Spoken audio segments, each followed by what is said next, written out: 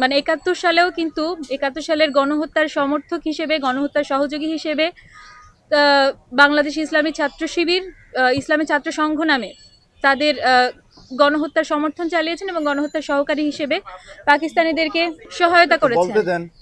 তিনি কেন্দ্রীয় ডাকসু নির্বাচনে শিবির সমর্থিত প্যানেল থেকে জিএস পদে প্রার্থিতা করছেন এবং তার বিরুদ্ধে আমার যেই বক্তব্যগুলি ছিল সেগুলি নিশ্চয়ই আমার আইনজীবী আপনাদের কাছে আরও ক্লিয়ার করবেন, কিন্তু আমি যে মূল যে পয়েন্টগুলি রেখেছি সেগুলি আপনাদের সামনে বলছি। সেটি হলো ডাকসু নির্বাচনের যে গঠনতন্ত্র সেটির ২-এর এ নাম্বারে যেটি আছে, মানে ২-এর ক, সেখানে আসলে স্পষ্টভাবে লেখা আছে যে ডাকসুর যে মূল উদ্দেশ্য সেটি হলো মুক্তিযুদ্ধের স্পিরিটকে, মুক্তিযুদ্ধের চেতনাকে সমুন্নত রাখা এবং সেটিকে ধারণ করা। বাংলাদেশ ইসলামী ছাত্র শিবির সমর্থিত যে প্যানেল থেকে তিনি ইয়েটি করছেন, নির্বাচন করছেন এবং যে ছাত্র শিবিরের কেন্দ্রীয় কমিটি ঢাকা বিশ্ববিদ্যালয়, সেখানেও কিন্তু তিনি জিএস পদে আছেন। হ্যাঁ, তো সেই জায়গা থেকে বাংলাদেশ ইসলামী ছাত্র শিবিরের যে ঐতিহাসিক যে ভূমিকা এবং ঐতিহাসিক যেই স্ট্যান্ড বাংলাদেশের মুক্তিযুদ্ধের বিরুদ্ধে, সেটি আসলে আমাদের ডাকসুর যে গঠনতন্ত্র, ডাকসুর যে মূল লক্ষ্য এবং উদ্দেশ্য, সেটির সাথে সরাসরি বিরোধিতা করে।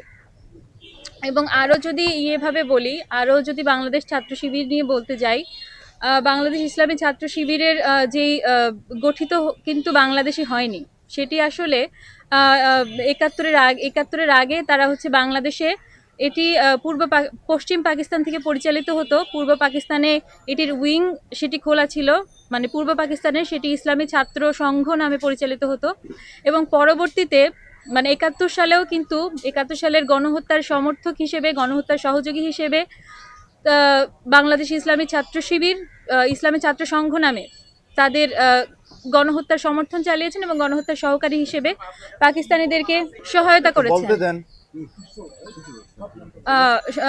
করেছেন। তো এই ঐতিহাসিক স্ট্যান্ড থেকে এবং পরবর্তীতে যদি বলি, ইসলামী ছাত্র সংঘ পরবর্তীতে ইসলামী ছাত্র শিবির নামে স্বাধীন বাংলাদেশে রাজনীতি করা শুরু করে, কিন্তু ৭২-এর সংবিধান অনুযায়ী বাংলাদেশে আসলে কোনো ধর্মভিত্তিক রাজনীতি চলার মানে চলতে পারবে না, সেটি বলা আছে। তো যাই হোক, আমরা এস এম ফরহাদের বিষয়ে যেই আমার বক্তব্যগুলি তুলে ধরেছি, সেটির প্রথম বক্তব্যটা হচ্ছে ডাকসুর গঠনতন্ত্রের যেই লক্ষ্য এবং উদ্দেশ্য, সেটি অন্যতম একটি গুরুত্বপূর্ণ পয়েন্ট।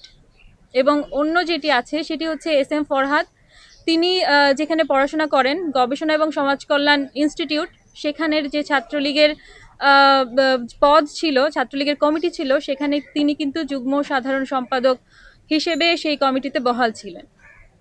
এবং জুলাইয়ের আগে এবং জুলাই পরবর্তী সময়ে তার কাছ থেকে আমরা কিন্তু কোনো পদত্যাগপত্র বা কোনো ধরনের প্রুফ আমরা পাইনি যে তিনি আসলে এই সংগঠনটিতে আর বিলং করেন না। তিনি কিন্তু স্টিল এই সংগঠনটিতেই বিলং করেন এবং একটি নিষিদ্ধ সংগঠনের সদস্য হিসেবে তার কিন্তু এই নির্বাচনে অংশগ্রহণ করার কথা না। এবং একই সঙ্গে হচ্ছে তিনি বাংলাদেশ এবং ওই যেটি ডাকসুর গঠনতন্ত্রের ২-এর এ অনুযায়ী তিনি যে মুক্তিযুদ্ধকে ধারণ করেন না, তার সাংগঠনিক পদ অনুযায়ী তিনি যে বাংলাদেশ ইসলামী ছাত্র শিবিরের সাধারণ সম্পাদক হিসেবে আছেন, সেই অনুযায়ী তিনি আসলে, হ্যাঁ, তো সেই হিসেবে মানে তিনি আসলে এই ডাকসু নির্বাচনে তার প্রার্থিতার বিষয়ে আমরা এই বিষয়টি আনার চেষ্টা করেছি, বা এই বিষয়ে আমার রিটের মূল বক্তব্য। এবং আরও একটি বিষয় যদি বলি, আমি হচ্ছি এই প্যানেলে মুক্তিযুদ্ধ এবং গণতান্ত্রিক আন্দোলন সম্পাদক পদে প্রার্থিতা করছি। তো সেই স্ট্যান্ড থেকে, সেই কমিটমেন্ট থেকে আমার মনে হয়েছে এই বিষয়টি আসলে মুক্তিযুদ্ধের স্পিরিটকে যদি আমরা ধারণ করি, মুক্তিযুদ্ধের বক্তব্যকে এবং এর মূল মন্ত্রকে যদি আমরা সমুন্নত রাখতে যাই, তাহলে এই বিষয়টিও আসলে আমাদের প্রত্যেকের কনসার্নে থাকা উচিত। আর আরেকটি জিনিস, আমি যেখানে পড়াশোনা করছি, চারুকলা অনুষদ, ড্রয়িং অ্যান্ড পেইন্টিং ডিপার্টমেন্ট, সেখানেও আমি যে শিল্প সংস্কৃতির চর্চার মধ্যে বড় হয়েছি, সেই চর্চার মধ্যে আছি। আমি নিজেকে একজন শিল্পী বলে দাবি করি। সেই জায়গা থেকে আমার মনে হয় যে শিল্পীর যে দায়বদ্ধতা, শিল্পের যে উদ্দেশ্য, সেটি হচ্ছে বিস্মৃতির বিরুদ্ধে সবসময় স্মৃতির লড়াইটা জারি রাখা। তো আমি চাই না যে এই আমাদের যে ঐতিহাসিক স্ট্যান্ড, যে ঐতিহাসিক স্ট্যান্ড সেটি আসলে আমরা ভুলে যাই, বা আমাদের ঐতিহাসিক গণহত্যা সেটি আসলে আমরা ভুলে যাই। আমি চাই এই স্মৃতিটা আমরা ধরে রাখি, এবং এটি আমার দায়বদ্ধতা হিসেবেই আমি করেছি। ধন্যবাদ।